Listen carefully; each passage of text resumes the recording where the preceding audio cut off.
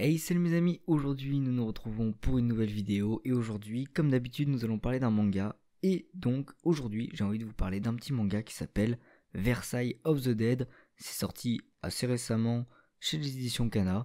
Voilà, je vais vous dire ce que j'en ai pensé, c'est parti. Ce manga est une série de dark fantasy qui va revisiter l'histoire de la Révolution française en mode zombie. Car oui, nous allons parler de morts-vivants dans ce manga. Tout commence quand Marie-Antoinette, archiduchesse d'Autriche, est en route pour la France où elle doit épouser le prince héritier Louis-Auguste. En chemin, la diligence qu'elle partage avec Albert, son frère jumeau, est attaquée par une horde de morts-vivants. Au cours de cette attaque, Marie-Antoinette va perdre la vie et son frère Albert va décider de faire une chose qui risque de changer l'histoire de la France. Vu qu'ils sont jumeaux et qu'ils se ressemblent trait pour trait, Albert décide de remplacer sa sœur et de se faire passer pour elle. Bref, comme dirait le manga, il y a quelque chose de pourri au royaume de France. Alors ce manga, qu'est-ce que j'en ai pensé? Eh bien je l'ai adoré, il m'a surpris dans le bon sens du terme. Donc le manga se passe à Versailles pendant l'époque de Louis XIV, de la reine Marie-Antoinette. Et j'ai trouvé que dans le manga il y avait vraiment un effort de recherche, on voit comment sont habillés les gens de cette époque, on voit comment ils se comportent, quels étaient leurs quotidiens, quelles étaient leurs manières de parler, etc. Je pense vraiment que le mangaka a fait un gros travail de recherche et ça je trouve ça vraiment cool.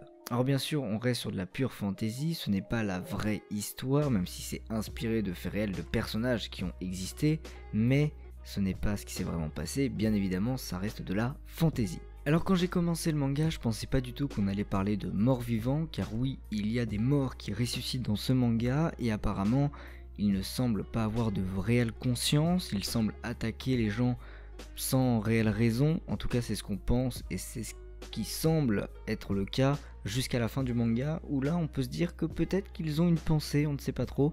Ça m'a un peu perturbé cette fin du tome, vous me direz pour ceux qui ont lu le manga, mais c'est vrai que la fin du tome m'a un peu perturbé parce que j'avais l'impression que ça a changé un petit peu la donne, ça nous montrait un autre aspect des morts vivants, assez sympathique, on verra par la suite. Donc voilà, quand j'ai commencé le manga, je m'attendais pas du tout à voir des morts vivants, je pensais pas du tout que ça allait parler de ça.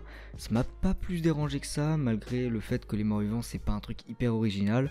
Pour le coup, ici ça m'a pas trop dérangé parce que l'histoire ne parle pas que de ça, il y a aussi d'autres trucs très intéressants. Ce que je trouve vraiment très cool dans ce manga, c'est le fait qu'un homme remplace la reine pour jouer Marie-Antoinette. Je trouvais que c'était hyper fun, hyper intéressant, que du coup ça apportait pas mal de choses au manga, ça va rajouter des intrigues assez intéressantes. Et il faut dire que le personnage est vraiment très cool, il est bien écrit et il a encore plein de mystères qui tournent autour de lui, on ne sait pas vraiment quelles sont ses ambitions, qu'est-ce qu'il a envie de faire, est-ce qu'il a été mordu par les morts vivants ou pas, on ne sait pas. Bref, il y a encore plein de mystères sur ce personnage et je le trouve vraiment hyper intéressant. Parce qu'il est à la fois gentil avec ses compères, mais en même temps on a l'impression qu'il a un double jeu où il peut être ultra vénère, ultra démoniaque. Donc un personnage qui a plusieurs facettes d'émotions, qui peut nous faire vivre plein de choses différentes et ça j'ai trouvé ça très cool. En plus de ça on a quand même des dessins qui sont très sympathiques je trouve, assez réalistes. Vraiment je trouve qu'il y a un gros effort sur tout ce qui est de type architecture, on a vraiment respecté le château de Versailles et aussi sur tout ce qui est de type habillement. Les robes des dames sont très belles, les costumes des hommes sont aussi très bien faits. Je trouve que vraiment il y a, comme je l'ai dit au début, beaucoup de recherche et je trouve que ça a été très bien redessiné. Voilà, j'ai trouvé que c'était vraiment très beau, très bien fait. Alors c'est un manga assez gore, assez noir, assez sombre, donc pour ceux qui sont plutôt friendly, qui aiment les cœurs, qui aiment les bonbons, qui aiment les bisounours, c'est peut-être pas ce que vous allez aimer, mais voilà, pour ceux qui sont friands de ce genre d'histoire un petit peu horrifique, même si c'est pas vraiment de l'horreur, mais qui sont plutôt friands des histoires gore, et je pense que ça va vraiment vous plaire, parce que voilà, le manga est assez trash, et c'est vrai que ça fait plaisir. Plus de ça, dans le manga, il y a 2-3 scènes qui m'ont personnellement vraiment ému. Par exemple, à un moment, on voit deux parents qui sont en joie de retrouver leur fille qui était en fait décédée et qui est ressuscitée par cette étrange maladie qui ramène les gens à la vie. Et en fait, c'est à la fois hyper triste pour eux parce que cette fille, ils sont obligés de la retuer. Enfin, des gardes vont devoir la tuer parce que c'est une mort vivant. Je sais pas, il y a eu un petit sentiment qui est passé. Je trouve que vraiment il y a des scènes qui sont très cool.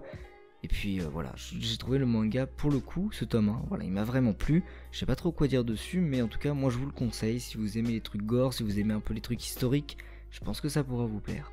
Alors par contre je ne sais pas du tout en combien de tomes ça va être, je sais pas s'il y a déjà une fin au Japon ou pas qui a été annoncée, je n'en sais rien, mais en tout cas pour un début, eh bien j'ai trouvé que c'était un bon début. En tout cas moi j'ai vraiment aimé ce manga, donc je vous le recommande, dites-moi ce que vous en avez pensé si vous l'avez lu, ça m'intéresse vraiment pour le coup parce que je suis sûr que tout le monde peut avoir des avis très différents sur ce manga, parce qu'il est quand même assez tordu, assez spécial, enfin bref.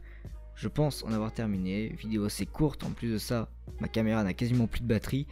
Donc sur ce, je vous laisse, je vous dis à bientôt pour une prochaine vidéo. Tchuss!